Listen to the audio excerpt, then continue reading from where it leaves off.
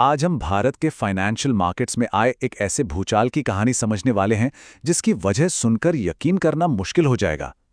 कैसे एक छोटे से, लगभग न दिखने वाले बदलाव ने मार्केट में सुनामी ला दी और देखते ही देखते लाखों करोड़ों रुपए डूब गए। चलिए इस मिस्ट्री को सुलझाते हैं। तारीख थी 1 फरवरी 2026। दिन था रविवार, लेकिन शेयर बाजार के लिए यह दिन किसी बुरे सपने से कम नहीं था। सिर्फ एक दिन में इन्वेस्टर्स की मेहनत की कमाई के 6 लाख करोड़ रुपए बस हवा हो गए। सोचकर देखिए, एक ही झटके में इतना बड़ा नुकसान। तो सवाल ये उठता है कि आखिर हुआ क्या था उस दिन? क्या कोई बड़ी आर्थिक मंदी आ गई थी या कोई इंटरनेशनल संकट? नहीं, सालों की इस सबसे बड़ी गिरावट के पीछे की वजह कुछ और ही थी, और वो आपको सच में चौंका देगी। इस पूरी कहानी का जो विलेन है वो एक ऐसा टैक्स है जिस पर हम में से ज्यादातर लोग शायद ध्यान भी नहीं देते। इसका नाम है एसटीटी, यानी सिक्योरिटीज ट्रांजैक्शन टैक्स। तो ये एसटीटी है क्या भला? देखिए, सिंपल भाषा में समझें तो ये एक सीधा सा टैक्स है। जब भी स्टॉक एक्सचेंज पर कोई शेयर या डेरिवेटिव्स खरीदता या बेचता है तो उस पर यह टैक्स लगता है। इसका मकसद डबल है, एक तो सरकार की कमाई हो और दूसरा बहुत ज्यादा सट्टेबाजी पर थोड़ी लगाम लगे। और फिर आया यूनियन बजट 2026। फाइनेंस मिनिस्टर ने एक ऐलान किया डेरिवेटिव्स पर एसटीटी बढ़ाने का। अब देखने में यह बढ़ोतरी बहुत ही मामूली सी थी, लेकिन इसका असर बहुत बड़ा होने वाला था। अब जरा इन नंबर्स को देखिए।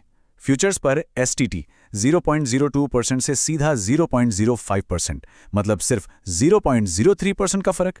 सुनने में तो कुछ भी नहीं लगता है ना? ऑप्शंस के साथ भी कुछ ऐसा ही हुआ। लेकिन सोचिए उन ट्रेडर्स के बारे में जो दिन में सैकड़ों हजारों सौदे करते हैं। उनके लिए तो ये ऐसा हो गया जैसे हर ट्रेड पर उनकी जेब से कोई पैसे निकाल रहा हो। धीरे धीरे ये एक बहुत बड़ा बोझ बन जाता है। तो कैसे इस जरा से बदलाव ने एक खतरनाक डोमिनो इफेक्ट शुरू कर दिया। पहली डोमिनो गिरी, टैक्स बढ़ गया। इसकी वजह से दूसरी गिरी, ट्रेडिंग महंगी हो गई और मार्केट में लिक्विडिटी, मतलब पैसों का फ्लो, कम हो गया।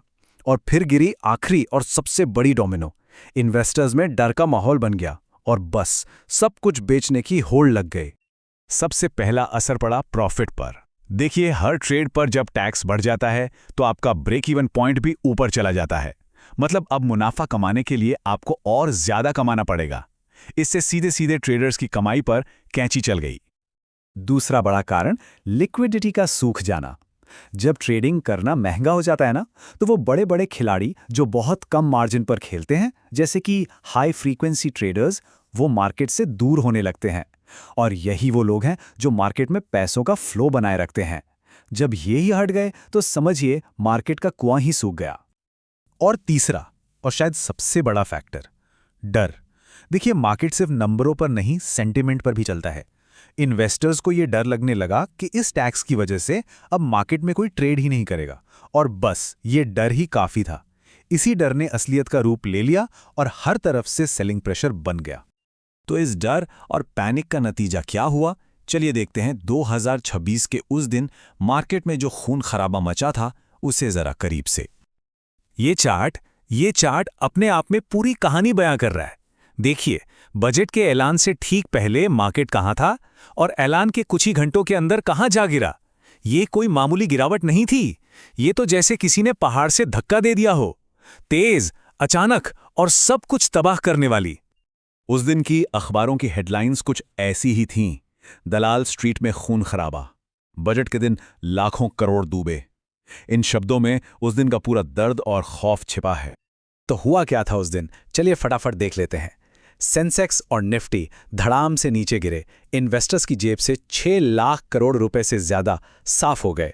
और जाहिर है, ब्रोकरेज कंपनियों के स्टॉक्स की तो बुरी तरह पिटाई हुई। इस एक दिन ने मार्केट को हमेशा के लिए बदल कर रख दिया। अब जरा ये समझते हैं कि ट्रेडर्स और इन्वेस्टर्स के लिए इसका लॉन्ग टर्म मतलब क्या था। अब ट्रेडर्स के लिए बढ़ी हुई लागत ही नई सच्चाई है। एफएनओ सेगमेंट में अब पैसा लगाना निकालना पहले जितना आसान नहीं रहा। लिक्विडिटी कम हो गई है। जो लोग बहुत ज्यादा ट्रेड करते थे, उनका प्रॉफिट मार्जिन अब पहले से कम हो गया है। और हो सकता है कि ये सब मिलकर लोगों के ट्रेडिंग करने के तरीके को ही हमेशा के लिए बदल दे।